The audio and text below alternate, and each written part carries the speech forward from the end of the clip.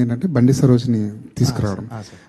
బండి సరోజ్ పేరు వినగానే నాకు చాలా క్రేజీ కాంబినేషన్ ఏదో సెట్ చేస్తున్నారు అనిపించింది.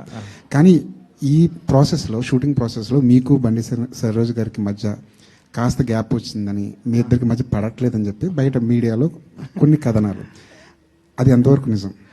లేదండి, అంటే ఒకటి అది బయట వాళ్ళకి, చూసే వాళ్ళకి అలా అనిపించే ఎందుకు ఉంది అని అంటే, ఫస్ట్ ఆఫ్ ఆల్ నేను ఇప్పటిదాకా అందరితో, ఇప్పుడు మీరు ఇంతకు ముందు చూసిన కలర్ ఫోటోలో సుహాస్ కానీ, వీళ్ళందరూ, హర్ష కానీ, వీళ్ళందరితో ఏంటనంటే ఫ్రెండ్స్తోనే వర్క్ చేయటం వల్ల వాళ్ళందరినీ వాటేసేసుకొని బాగా వచ్చిందనగానే వెళ్ళి టక్కును వాటేసేసుకుంటాం, ముద్దులు పెట్టేసుకుంటాం, సెటిల్, ఇవన్నీ కనిపిస్తుంది.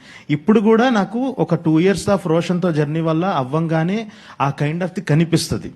కానీ తను ఒక, ఎంత కాదన్నా తను నాకన్నా పెద్దోడు, ఒక కైండ్ ఆఫ్ రెస్పెక్ట్ అది ఉన్నప్పుడు నేను బ్రో బాగుంది, యా డన్, అంతా నేను అందరితో ఉన్నంత టచీగా ఆయనతో ఉండకపోవటం వల్ల అలా అనిపించవచ్చు. కానీ మా ఇద్దరి మధ్య బేసిక్గా ఇద్దరమే ఉన్నప్పుడు మాట్లాడుకునేది వేరు సార్. అంటే ఆయన కూడా కొన్నిసార్లు హీరో ఇలా కాదు, హీరో ఇలా చేస్తే ఇంకా నీకు చాలా ఈజీ అవుతుంది అంటే, కొన్నిసార్లు తను ఇన్ని రోజులు చేసిన సినిమాల వల్ల, తనకున్న ఒక ఎక్స్పీరియన్స్ వల్ల కొన్నిసార్లు ప్రాసెస్ ఈజీ చేయడానికి తను నాకు సజెషన్స్ ఇవ్వటం, నేను అది ఫాలో అవటం కూడా జరిగింది.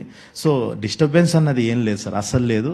హ్యాపీగా చేసుకున్నాం. అంటే ఒకవేళ వస్తున్నా కూడా ఒక kind of creative discussions, differences ఇవన్నీ వచ్చినా కూడా తనేమంటాడంటే, సరే ఓకే నేను అనుకున్నది చేస్తాను, ఒకసారి నువ్వు అనుకున్నది కూడా చూద్దాం, ఫస్ట్ ఒకసారి నేను అనుకున్నది చేసి చూపిస్తాను నీకు ఓకే అని.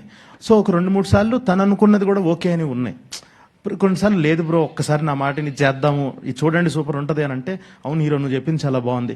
ఈ లెవెల్ ఆఫ్ డిస్కషన్లు జరిగాయి తప్ప డిఫరెన్సెస్ వచ్చేసి అంతేమీ లేదు.